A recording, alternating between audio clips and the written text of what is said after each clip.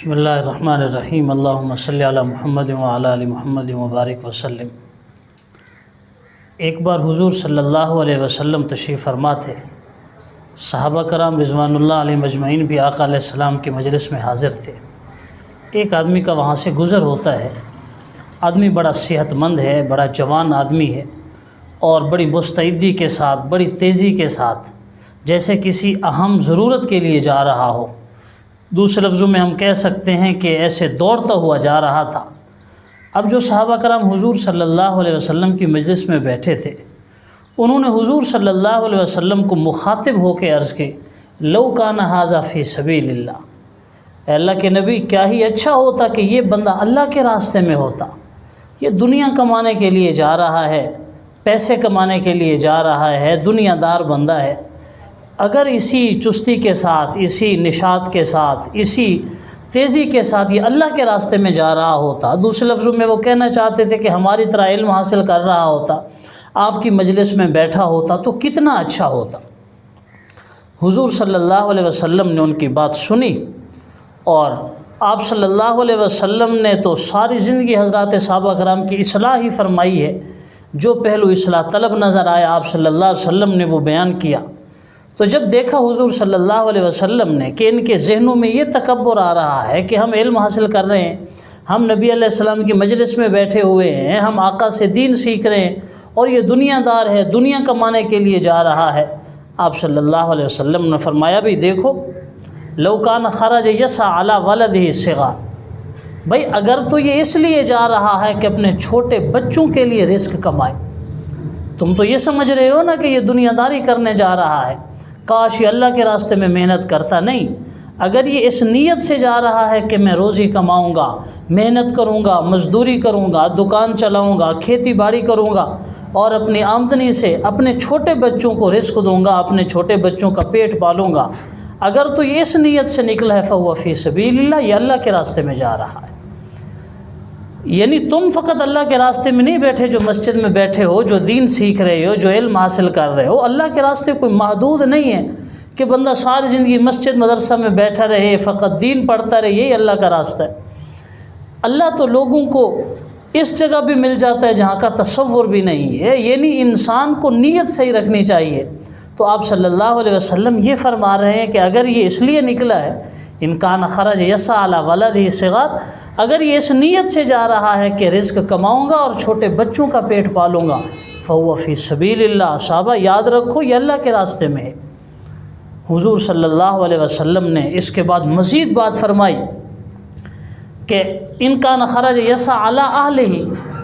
اگر یہ اس لیے جا رہا ہے کہ اپنی بیوی کا پیٹ پال سکے، اپنی بیوی کی ضروریات پوری کر سکے، دوسری بات میں آتا ہے کہ اس لیے اگر نکلا ہے کہ اسے لوگوں کے سامنے بھیک نہ مانگنی پڑے، یہ پاک دامن رہے، پاک باز رہے، رزق حلال کما کے اپنے بیوی بچوں کا پیٹ پالے، اس کسی کے آگے سے دست سوال دراز نہ کرنا پڑے، فہو فی سبیل اللہ، تو یہ اللہ کے راستے میں جا رہا ہے۔ یعنی یہ لوگوں کے ذہنوں میں جو تصور تھا دنیا داری کی اور آخرت کی یا دین داری کی الگ الگ تقسیم، حضور صلی اللہ علیہ وسلم نے اسے ختم کیا کہ وہ بھی دیندار ہے جو رزق کما رہا ہے، وہ بھی دیندار ہے جو دنیا کا کام حلال طریقے سے کر رہا ہے، جو جائز ذریعے سے اپنی آمدنی بڑھا رہا ہے، وہ بھی دیندار ہے۔ یہ اللہ کے راستے ہیں سارے، اللہ کے راستے محدود نہیں ہیں کہ جو بندہ فقط ذکر کر رہا ہے، عبادت کر رہا ہے، وہی اللہ کا راستہ ہے، اور جو بندہ دنیاوی امور میں مبتلا ہے نہیں۔ اگر کوئی دنیا کا ایسا کام ہے جو اسے ذکر اللہ سے نہیں روکتا، قرآن شریف میں دیکھو، رجال لا تلہیہم تجارۃ ولا بیع عن ذکر اللہ واقام الصلاۃ وایتاء الزکوٰۃ،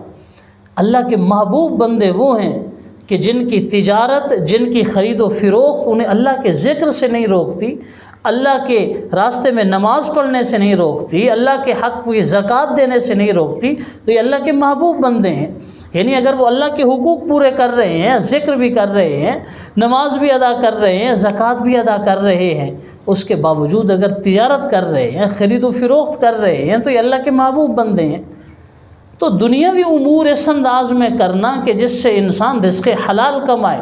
اپنے گھر والوں کو رزق حلال دے سکے، دین کے تمام محبوب راستوں میں دل کھول کے خرچ کرنے والا بن سکے، تو یہ رزق کمانے کے جو راستے ہیں یہ تو مباح کیا محمود ہیں، مستحسن ہیں، یہ تو انتہائی نفع والی چیز ہے کہ اللہ بھی راضی ہو رہے ہیں، اللہ کے رسول بھی راضی ہو رہے ہیں، انسان کی ضرورت بھی اس سے پوری ہو رہی ہے، اور اس کے ساتھ ساتھ اس کی دینداری پر بھی کوئی اثر نہیں پڑ رہا، الٹا اس کی دینداری میں اضافہ ہو رہا ہے۔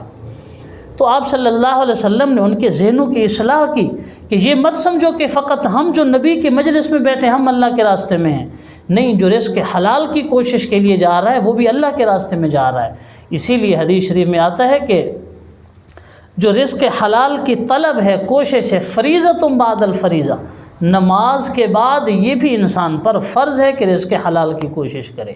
ہمارے جو کرنسی نوٹ ہوتے ہیں اسی لیے ان پر لکھا ہوتا ہے کہ حصول رزق حلال عین عبادت ہے۔ اگر ایک بندہ رزق حلال کی طلب کر رہا ہے تو وہ عبادت کر رہا ہے۔ عبادت کس معنی میں ہے؟ اگر رزق حلال نہیں کمائے گا تو وہ حرام کی طرف جائے گا، حرام کی طرف جائے گا، گناہوں کی زندگی میں آ جائے گا۔ اسی لیے جو محنت کر رہا ہے، جو مزدوری کر رہا ہے، اللہ کے نبی صلی اللہ علیہ وسلم نے تو فرمایا نا، الکاسب حبیب اللہ،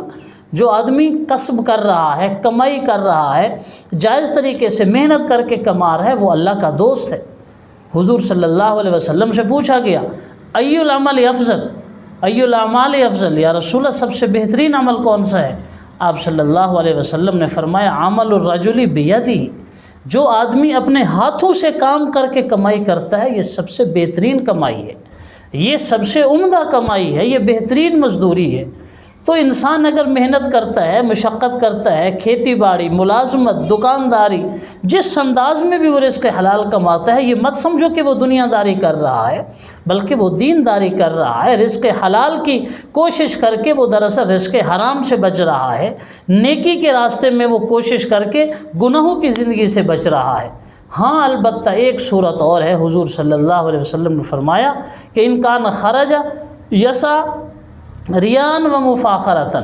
اگر یہ بندہ اس لیے جا رہا ہے میں پیسے کماؤں گا، پھر دنیا پر اپنی دھونس دھاندلی جماؤں گا، ریاکاری کروں گا، غریبوں پر اپنا استحقاق جتلاؤں گا کہ دیکھو میں اتنا بڑا امیر ہوں، میری اتنی بڑی کوٹھی ہے، میرا اتنا بڑا بینک بیلنس ہے، میری گاڑی ہے، میرا ایک سٹیٹس ہے، میرا مرتبہ اور مقام ہے، ریان و مفاخرتاً، اگر وہ ریاکاری کی نیت سے کمائی کر رہا ہے، اگر وہ دولت جمع کر رہا ہے دوسروں پر اپنا فخر جتلانے کے لیے، اپنا سٹیٹس لوگوں کے سامنے اونچا کرنے کے لیے، فہو فی سبیل الشیطان، اللہ کے نبی نے فرمایا اب یہ شیطان کے راستے پہ چل رہا ہے۔ بیوی بچوں کو کھلانے کے لیے کمائی کرتا ہے، بھیک مانگنے سے بچنے کے لیے کمائی کرتا ہے، تو آقا علیہ الصلوۃ والسلام فرما رہے ہیں فہو فی سبیل اللہ، یہ اللہ کے راستے میں ہے۔ اور اگر وہ اس لیے کمائی کر رہا ہے، اس لیے اس کی تگ و دو ہے، اس لیے اس کی ساری کوشش ہے کہ اس کا مرتبہ بلند ہو جائے، اپنے باقی لوگوں سے وہ بالا ہو جائے، اونچا ہو جائے، دوسرے لوگوں پر اپنا